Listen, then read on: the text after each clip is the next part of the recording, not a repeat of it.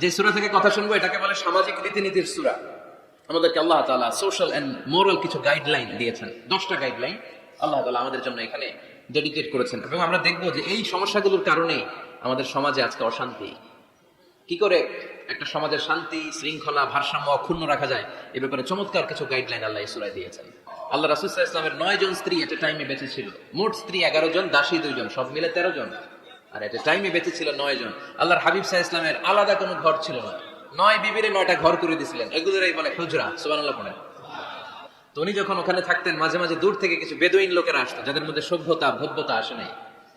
এরা এসে আল্লাহ রাসূল সাল্লাল্লাহু আলাইহি ওয়াসাল্লামকে ডাকা শুরু করতো। আমরা আমাদেরকে যেমনে ডাকি, আপনার নাম যদি হয় আব্দুল্লাহ, আমি আপনার বন্ধু হলে আপনারা ডাকবো, ওই আব্দুল্লাহ এদিকে আয়। এভাবে ডাকবে না? বন্ধু তো, তুই আমার বন্ধু, আব্দুল্লাহ এদিকে আয়। আব্দুর রহিম আমার বন্ধু, আমি ডাকবো এই আব্দুর রহমান এই।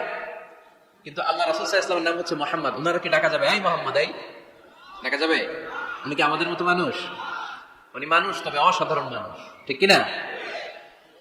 তো কিছু বেদুইন এসে দুপুরবেলা রাসূল সাল্লাল্লাহু আলাইহি ওয়াসাল্লাম বিশ্রাম নিচ্ছিলেন, তারা এসে বলতে আরম্ভ করলো, ইয়া মুহাম্মদ, ইয়া মুহাম্মদ, এই মুহাম্মদ এই বের হও।